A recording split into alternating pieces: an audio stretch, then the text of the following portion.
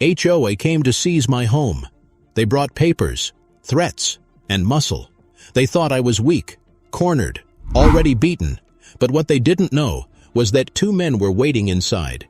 Men who don't flinch, men who don't smile, men who had spent years fighting wars the HOA could never imagine.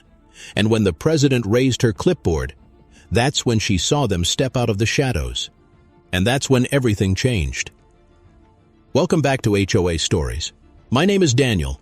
I'm 37 years old, and I live in a quiet suburb in Florida. On the outside, our neighborhood looks perfect. White fences, trimmed lawns, smiling neighbors. But behind those fences, the HOA runs everything like a kingdom. And I'm just a homeowner who refused to kneel. This is the story of how they came to take my house, and how they discovered I wasn't standing alone.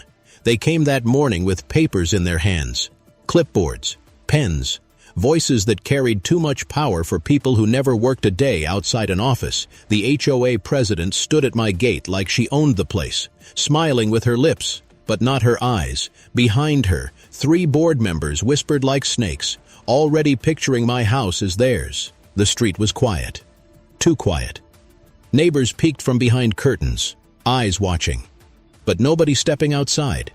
Everyone wanted to see what would happen. But no one wanted to be part of it. That's the way this neighborhood always was. Perfect lawns, painted mailboxes, and fear hiding under every roof. I stood at my door, my hands tight against the wood. They said I had broken rules, too many times, grass too long one week, mailbox paint too dull the next.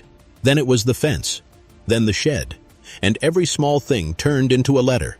Every letter turned into a fine, and every fine grew into something worse. I tried to gauge it off at first. A mailbox? Really? A patch of grass a little yellow in the Florida heat? But week after week, the papers piled up, numbers grew, threats grew. And then, one day, the letter said it clear. We will seize your property for non-compliance. The words burned in my head.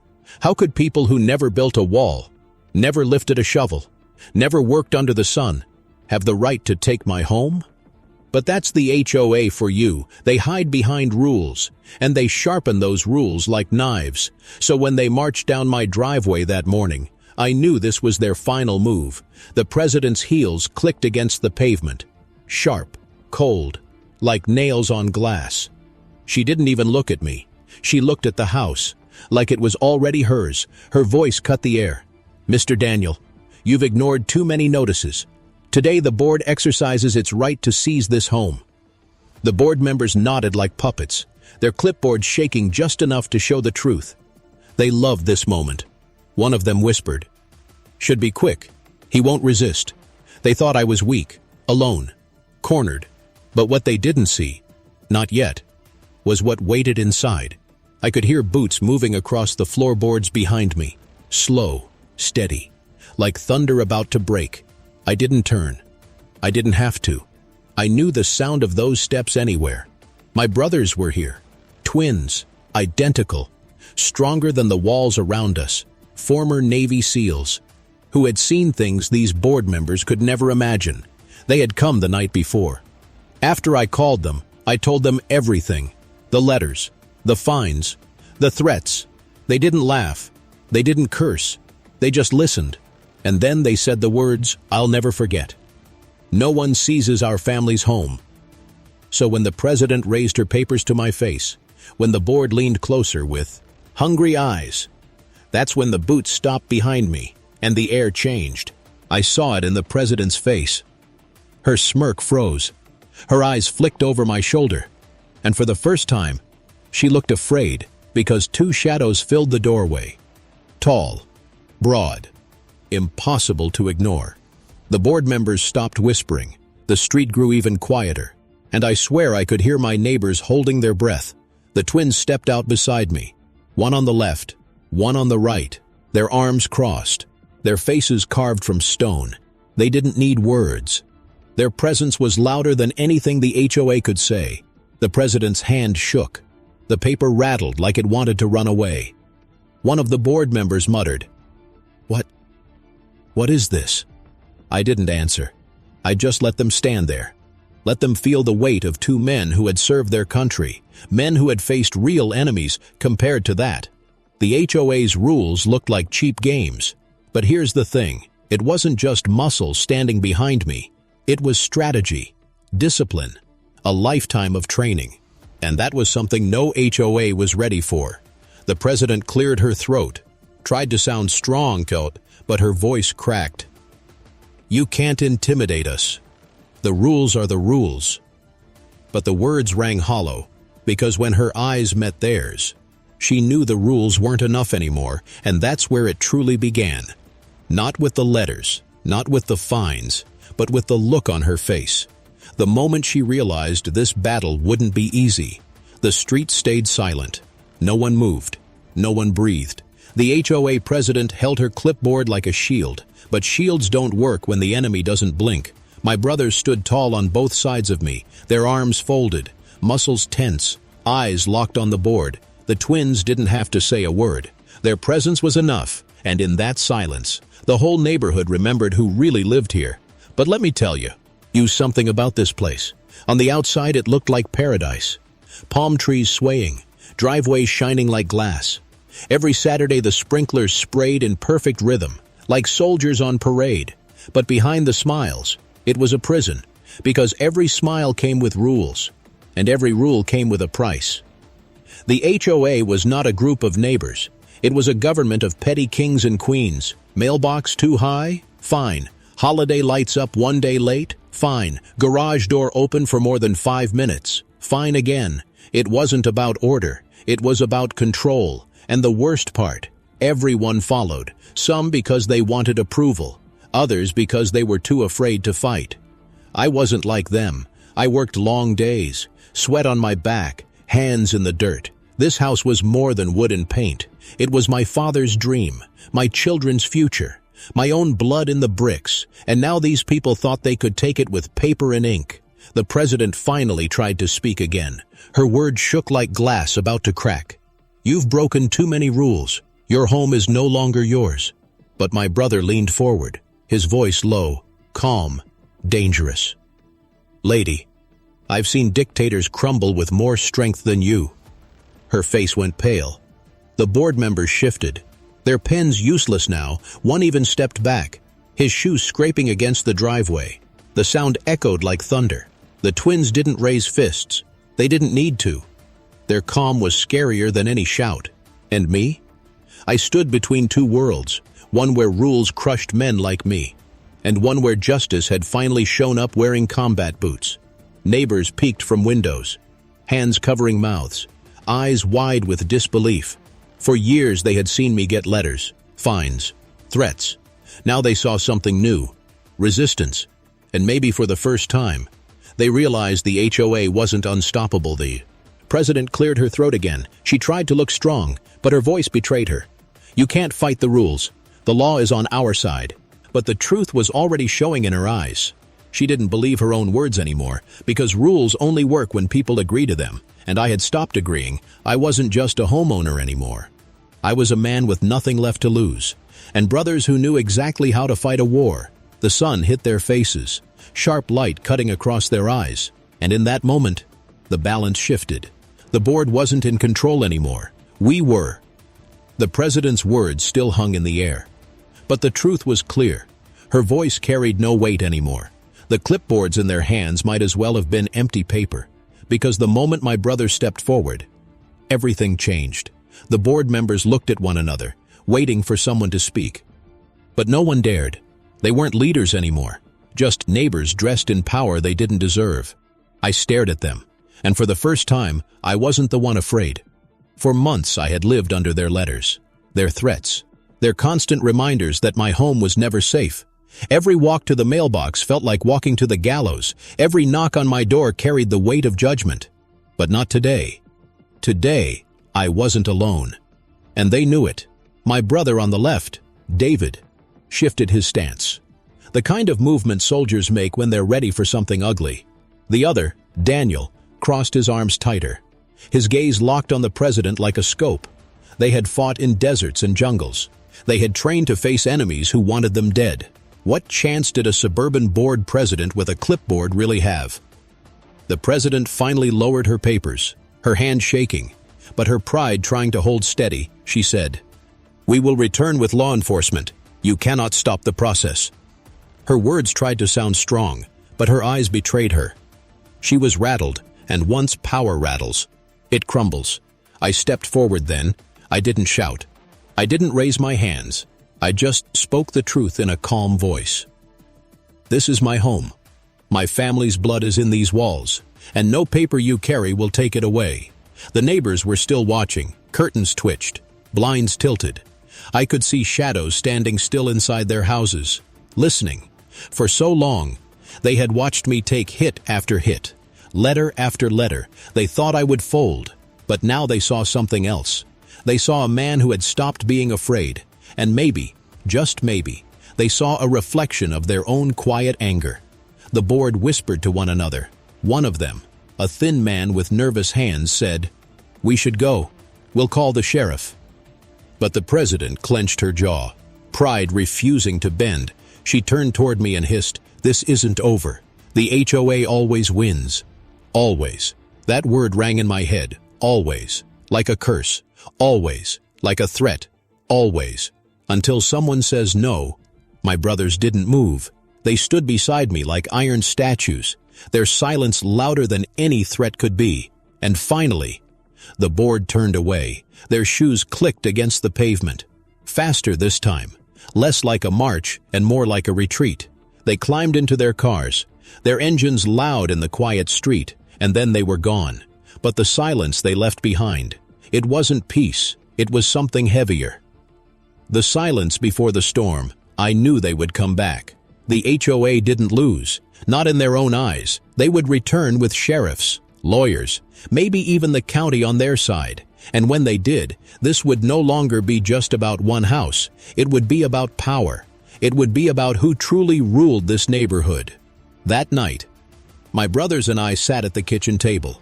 The lights were dim, the hum of the fridge the only sound. On the table, a pile of letters and fines, each envelope a scar, each fine a reminder of their power. We went through them one by one. Violation of lawn care section 4.2. Fence paint not approved, shade of white. Holiday lights hung past January 5th. Trash bin left at curb for 13 hours instead of 12. Every page was madness. Every rule twisted like a rope around my neck. And yet, it was their weakness too. David leaned over the papers, his finger tapping each line. "They built a prison with their own rules," he said. "Prisons can be broken, and sometimes you can use their walls against them." Daniel nodded, his eyes narrow. "They expect fear, not resistance. If we fight on their terms, we lose. But if we fight with their own rules, they'll choke on them. Revenge by compliance, that's what they called it later. But that night it was just survival. We made a plan. Every rule they had ever written, every absurd detail, we would follow to the letter, not to obey them, but to crush them under the weight of their own laws. If they said the grass must be cut to exactly 3 inches, it would be. If they said the trash bin could only sit outside for 12 hours, it would be 11 hours and 59 minutes. If they demanded we paint the fence their shade of white, we would paint it whiter, but at the same time, we would make sure they couldn't hide from their own hypocrisy. The president's roses planted 6 inches too close to the curb. Violation. The treasurer's shed built without prior approval. Violation. The secretary's son parking his car overnight on the street. Violation. The rules they had created to strangle me would strangle them instead. The next morning, I watched from my porch as my neighbors began their day, cars pulling out, sprinklers hissing, mail trucks humming down the street. But now, I saw something else in their eyes. Curiosity. Maybe even hope. Because when the board had come for me, I hadn't folded. And in neighborhoods like this, resistance spreads like fire. The day passed quiet. But I could feel it coming. The board would strike back, harder, louder, desperate to show the neighborhood they were still in charge, and when they did, we would be ready. That night I lay awake in bed, the ceiling fan spun slow. Shadows crossing the room, every creak of the house felt heavier, every car driving past felt like the calm before a storm. I thought about what my brother said, fight them with their own rules. I wondered if it was possible. Could you really turn their own system against them? The clock ticked past midnight, and that's when I heard the sound, a car stopping outside, headlights sweeping across the wall, then voices, hushed, angry. I got up, looked through the blinds, and there they were again. The president, the board, and two men I didn't recognize, not sheriffs, not deputies, just men with hard faces and folded arms. They weren't here for talk this time. My heart pounded, but I didn't move, because behind me, down the hallway, I could already hear the sound of boots again, slow, steady, ready. The headlights burned against my wall. The president stood outside again, her clipboard clutched like a sword she didn't know how to use, but this time, she didn't come alone. Two men stood with her, broad shoulders, folded arms, cheap suits that tried too hard to look official. They weren't police. They weren't sheriffs. They were intimidation, rented muscle. I watched from the window, their voices low, sharp. The president pointed at my house, her finger stabbing the air as if she could already erase me from the street. The men nodded, their faces blank, like mercenaries who didn't need to believe in the cause. They just needed to be paid. Behind me, the floor creaked. Boots, slow, heavy, calm. My brothers stepped into the living room, eyes fixed on the shadows outside. David leaned against the wall, arms folded, his jaw tight. Daniel pulled the curtain back just enough to see. "They're desperate," he whispered. "Desperation makes people sloppy." I wanted to believe that, but desperation also makes people dangerous. We stood there in silence, watching. The board whispered, pointed, gestured at my porch, my mailbox, my home. I could almost hear the venom in their words even through the glass. Then, after a few minutes, they left. The headlights cut away. The night swallowed the street again, but the damage was done. This wasn't about rules anymore. It was war. The next morning, I found a letter in my mailbox. No envelope, no stamp. Just folded paper with my name scratched in red ink. It read, "Leave before you're forced to."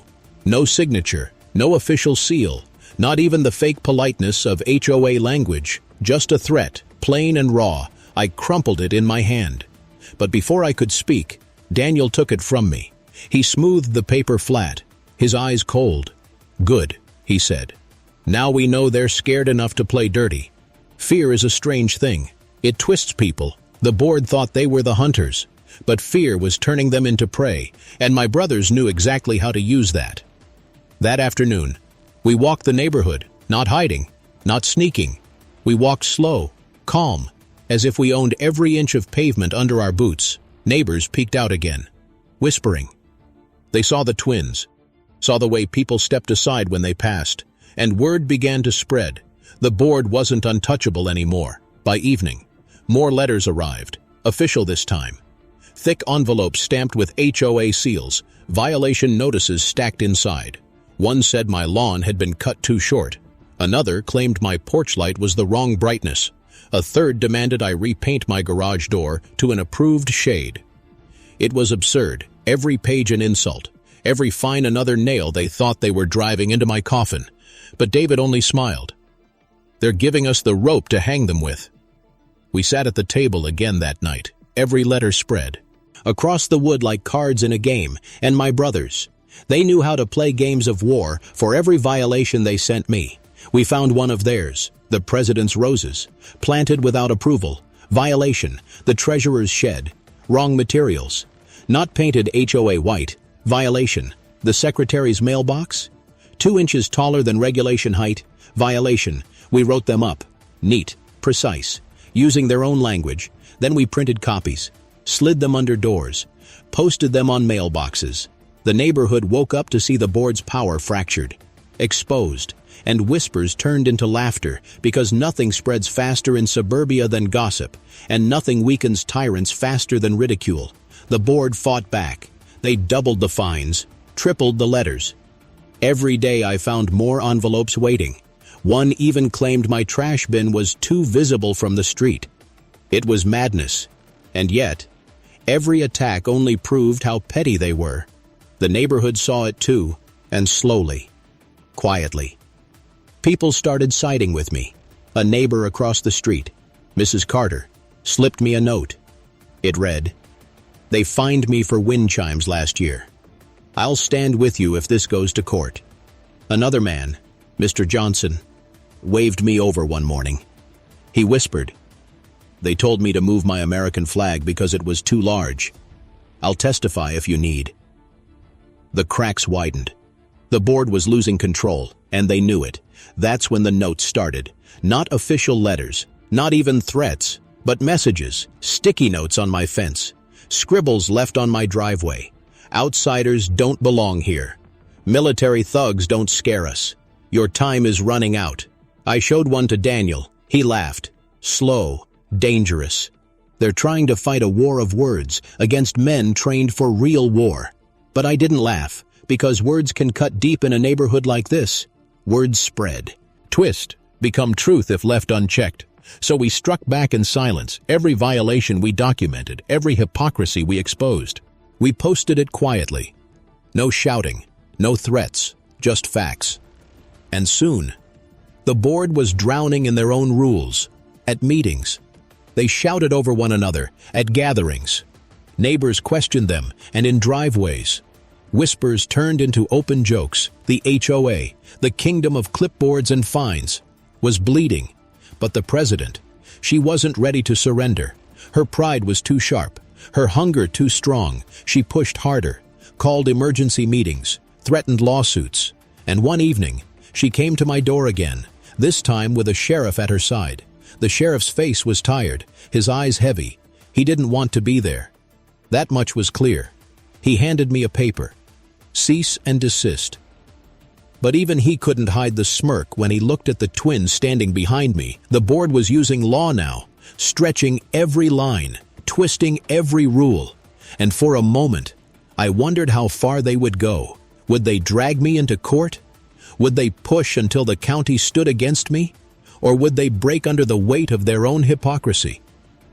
The night was quiet again after they left, but I knew the storm wasn't over. It was only building. The sheriff's car rolled away, its red lights fading into the night. The president stood on the sidewalk a moment longer, her eyes locked on mine. Her smile was gone, replaced by something colder. It wasn't confidence anymore. It was desperation, and desperate people, they do reckless things. When she finally turned, I saw her shoulders slump. The clipboard that once felt like a weapon now dangled useless in her hand. She walked to her car, climbed in without another word, and drove off. But I knew she wasn't finished. No, she was just regrouping. Inside the house, the twins didn't sit. They paced. David checked the locks. Daniel scanned the windows. Their training never left them. Tonight was a test, Daniel said, his voice low. They wanted to see how far you'd bend. I nodded, because I felt it too. This wasn't the end. It was the middle of something darker. The next morning, the neighborhood buzzed, not with lawnmowers and sprinklers, but with whispers. Mrs. Carter from across the street waved me over as I took out the trash. Her voice trembled as she spoke. They tried to fine me for leaving a potted plant on my porch. I'm sick of it. She leaned closer, eyes darting. Half the street feels the same, but no one knows how to fight them. Her words hit me hard. For months I thought I was the only target, but the truth was worse. The board had spread their claws into every home, every yard, every mailbox, and fear kept everyone silent. That silence broke the moment I resisted. Now, others wanted to follow. That evening, the twins and I held a small meeting in my garage. Not a rally, not a protest, just neighbors sitting on folding chairs. 10 people came, then 12, then 15. They told stories of fines for cracked driveways, threats for leaving Christmas lights up too long, warnings for kids playing basketball in the street. The room buzzed with anger, but also something new. Hope. David stood at the front, arms crossed. His voice carried steady, calm, the way only a soldier's voice can. You've been living under their rules, their fear, their games, he said. But rules cut both ways. He explained it plain. If we followed every rule, down to the letter, the board couldn't touch us, and if we documented every violation they made, every misstep, We could drown them in their own system. The neighbors listened, eyes wide, heads nodding, for the first time. They weren't just victims, they were soldiers in a new kind of war, and the war began the next morning. We didn't shout, we didn't fight, we complied. Perfectly law. Ends trimmed to exactly 3 inches, trash bins rolled in at the exact second, mailboxes repainted to the precise shade listed in the bylaws. We became a neighborhood of soldiers, marching to the sound of absurd rules. But compliance wasn't the weapon. Documentation was. We recorded everything. Photos of the president's roses creeping 2 inches into the sidewalk, notes on the treasurer's car parked overnight on the curb, videos of the secretary's dog running without a leash. Every file stacked higher and higher, and then we shared them. Not with threats, not with anger, but with facts. Soon the board's power turned into their own cage. They couldn't fine us without fining themselves. They couldn't accuse us without exposing their own hypocrisy. And the neighborhood laughed for the first time in years. Laughter rang down the cul-de-sac. Not cruel laughter, but free laughter, because the kingdom of clipboards was cracking. But cracks don't break quietly, the president snapped. She called another emergency meeting. The board gathered in the community hall. But when they looked out, half the neighborhood stood against them. The twins at the back, their arms folded, their silence heavy. The president's face turned red. She shouted about order, about power, about respect for the HOA. But her words bounced off empty walls because respect cannot be forced. It must be earned, and she had burned that bridge long ago. The board tried one last weapon. They filed a lawsuit. Non-compliance with community standards, the papers read. But when the case hit the courtroom, the truth came out.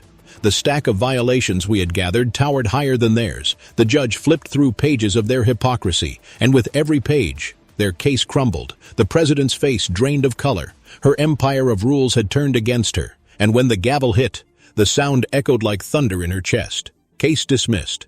The neighborhood erupted, not in cheers, not in shouts, but in something stronger, silence. Because in that silence, power shifted forever. The board still existed on paper, but in reality, they were ghosts. No one feared their letters, no one trembled at their fines. The neighborhood had seen behind the curtain, and the wizard was just a petty neighbor with too much pride. But for me, it wasn't just about winning, it was about survival. My home still stood, my family's walls still held, and the people who thought they could erase me with ink now hid behind their own doors. That night, I sat on my porch with the twins. The air was quiet, the stars sharp above us. David leaned back, his arms folded. Daniel lit a cigarette, the glow cutting the dark. Neither said much. They didn't need to, because victory doesn't always roar. Sometimes it just breathes. I looked at the houses around me, every light glowing, every porch quiet, and I wondered, had we truly won, or had the war only just changed shape? Because power never dies, it only shifts. And in neighborhoods like this, silence can be more dangerous than noise. The lawsuit was dismissed. The gavel fell like thunder, and for a moment, it felt like victory. But victory in the suburbs never comes clean, because pride doesn't fade. It festers. The HOA president walked out of that courtroom with fire in her eyes. She had been humiliated. Her power shattered in front of the very people she once controlled. Neighbors whispered, laughed, looked at her like she was no longer queen of the cul-de-sac. And that humiliation, it burned deeper than any fine she had ever written. I knew she wouldn't stop. The twins knew it too, when we sat at my kitchen table that night. The air was heavy. David leaned forward, his voice steady but dark. She's cornered now, and a cornered enemy is the most dangerous kind. Daniel nodded, his eyes sharp as glass. She'll make a final move, and it won't be with clipboards or fines. And they were right. 2 nights later, I woke to the sound of gravel crunching. Headlights slid across my wall. Not 1 set, but 3. Engines idled low, steady, too steady. I pulled the curtain back just an inch, and I saw them, the president, standing tall in her driveway across the street, beside her. Men I had never seen before, not neighbors, not board members, strangers, hired muscle. Maybe worse. They didn't carry clipboards this time. They carried something heavier. Pride. Anger. The kind of rage that doesn't care about rules anymore. The neighborhood stayed dark. But I knew eyes were watching. People hiding behind blinds. Too afraid to move. Too curious to look away. Everyone knew this was no longer about fences or mailboxes. This was war. I stepped onto my porch. The night air bit cold against my skin. The engines hummed behind the strangers, their shadows long across the streetlights, and then I heard it. The sound of boots, slow, steady, calm. My brothers stepped out behind me, David to my left, Daniel to my right. They didn't rush. They didn't shout. They simply stood there, tall, unshaken, and in that silence, the balance shifted again. The president's face twisted. She raised her chin, trying to look taller, stronger. "You think you've won," she spat. "But this neighborhood doesn't belong to you. It belongs to the board." Her voice cracked at the edges. She wanted control, but fear leaked through every word. Daniel took a step forward, his voice low, even, terrifying in its calm. "This isn't a battlefield you can win." The strangers behind her shifted, their arms tense, their eyes darting.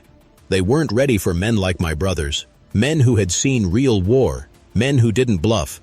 David crossed his arms, his presence alone heavier than any weapon. "Walk away," he said, "or stay and learn what happens when you push too far." The air froze. No one spoke. The only sound was the engines humming low and the faint rustle of palm trees in the night wind. And the president broke. Her hand trembled as she pointed at me, her voice rising with hysteria. "You can't scare me. I'll destroy you. I'll take this house brick by brick if I have to." But her words were drowned because neighbors began stepping out. First one, then another, then another. Porch lights flicked on, doors creaked open, and suddenly, the street was alive with people watching, standing silently against her. Dozens of eyes, dozens of witnesses, and not one on her side. The president's face drained of color. The strangers looked around, their confidence fading fast, because muscle only works when fear is on their side, and fear was gone. David stepped down one stair, closer, his voice cutting through the night.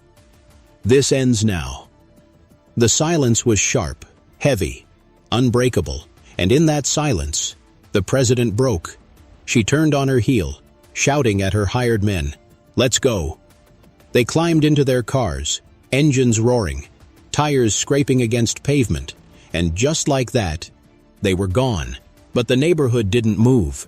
The lights stayed on, the neighbors stood frozen, and for the first time, they saw the truth laid bare. The board was finished. I stood on my porch, my brothers on each side of me. We didn't cheer. We didn't celebrate. We just stood in the silence, because silence was victory. The president disappeared after that night. Her roses withered. Her windows stayed dark. Some said she sold her house. Others whispered she moved in shame. But to me, it didn't matter, because the kingdom she built on clipboards and fines had collapsed. The HOA still existed, on paper. In bylaws, no one respected anymore. But power isn't ink on paper. Power is fear, and fear had left this neighborhood forever. Weeks passed. Lawns grew without judgment. Kids played basketball in the street without notes on their doors. Flags waved. Lights stayed up. Fences leaned without letters arriving. The neighborhood breathed again. And me? I sat on my porch most nights, the twins beside me. Silent guardians. We didn't need to fight anymore, because sometimes presence alone is enough to keep peace. I thought about everything that happened, the fines, the threats, the lawsuit, the night of headlights and strangers. It felt like years of war packed into weeks, but the lesson was clear. Power belongs to those who refuse to kneel. I looked at the houses glowing softly in the night, every porch light a small rebellion, every laugh a victory, and I wondered, what would have happened if I had bowed my head? What would have happened if I had let them take this home? Would the neighborhood still be living in fear? Would anyone have stood up? Or would the board still rule like kings over picket fences? The war was over, but the silence it left behind felt louder than the shouting ever did. For weeks, the street looked different, not because the houses changed, not because the lawns grew greener, but because the fear was gone. And once fear is gone, everything looks brighter. Neighbors who once hid behind curtains now walked with heads high. Kids laughed louder. Basketballs echoed on pavement without guilt. Flags waved proudly on porches. Lights strung across roofs without warnings taped to doors. The neighborhood, for the first time, felt like home. I sat on my porch most nights.